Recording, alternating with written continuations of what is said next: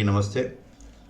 చనిపోయిన వారు విశాలమైన స్వర్గలోకంలో పుణ్యం క్షీణించిపోయేదాకా అనుభవించి తరువాత భూలోకంలో జన్మిస్తారు. 3 వేదాలలోని ధర్మాలను అనుష్ఠించే కామాభిలాషులు జనన మరణాలని రాకపోకడలను పొందుతున్నారు అంటున్నారు భగవానుడు భగవద్గీత 9వ అధ్యాయం 21వ శ్లోకం నుంచి.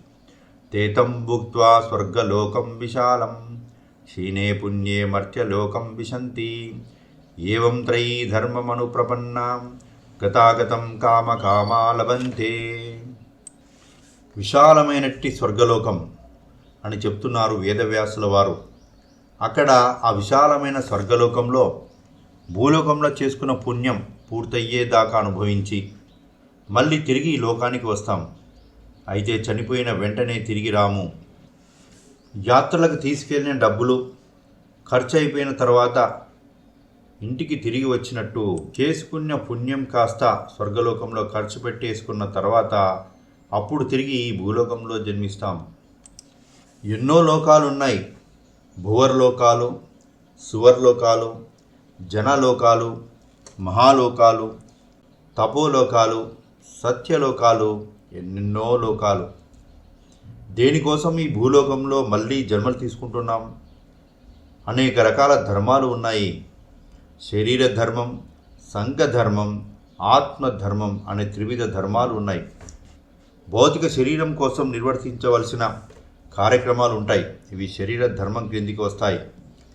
ఏ కుటుంబంలో పుడతామో ఆ కుటుంబాన్ని చూసుకోవాలి, అది కుటుంబ ధర్మం. ఏ సంఘంలో పెరుగుతామో ఆ సంఘాన్ని చూసుకోవాలి, అది సంఘ ధర్మం. కుటుంబ ధర్మం అన్నది సంఘ ధర్మంలో అంతర్భాగం.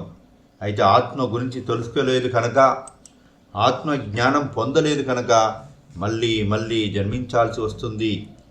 మరి రాకడ పోకడలను వదిలించుకోవాలంటే ఆత్మధర్మం అన్నది సరిగ్గా నిర్వర్తించాలి. అంటే ఆత్మ గురించి తెలుసుకోవాలి. ఒకసారి ఆత్మ గురించి తెలుసుకుంటే ఆత్మధర్మం నిర్వర్తిస్తే మళ్ళీ శరీరం ఉండదు, శరీర ధర్మం ఉండదు, కుటుంబం ఉండదు, కుటుంబ ధర్మం ఉండదు, సంఘం ఉండదు, సంఘ ధర్మం ఉండదు. ఆ ఊర్ధ్వలోకాల్లో హాయిగా సదా విహరిస్తూనే ఉంటాం. రావాలనుకుంటే వస్తాం మాస్టర్స్గా ఇతరులకు ధ్యానం చెప్పడానికి. లేకపోతే రానే రాము, రానక్కర్లేదు. క్షీణే పుణ్యే అంటే పుణ్యం క్షీణించిన తర్వాత స్వర్గలోకాలలో కొంతకాలం ఉన్న తర్వాత తిరిగి భూలోకంలోనికి వస్తుంటాం. ఎంతవరకు? ఆత్మ మోక్షం సంపాదించేంతవరకు. గతాగతం అంటే గత అగత, వెళ్ళడం రావడం అన్నమాట. స్వర్గలోకాలకు వెళ్ళడం, తిరిగి అక్కడి నుంచి రావడం అన్నమాట. కామ కామ అంటే కామ అకామ అంటే కోరికల వల్ల, మరి కోరికలను అధిగమించడం వల్ల అని అర్థం. సరైన కోరికలను ఆవిష్కారం చేసుకుంటూ ఆ సరైన కోరికలను సాధించుకుంటూ మరి ఆ భూలోకాలకు మాత్రమే సరైన కోరికలను అధిగమిస్తూ ఉండాలి కూడా. గతాగతం వెళ్ళడం రావడం అనేది జన్మ పరంపర. మరి యొక్క ఈ సత్యాన్ని భగవానుడు ఇక్కడ తెలియజేయడం జరిగింది. ఆత్మ గురించి తెలుసుకొని ఆత్మధర్మం గురించి తెలుసుకోవడం ద్వారా మరి జన్మ పరంపర నుంచి మనం బయటపడగలుగుతాము.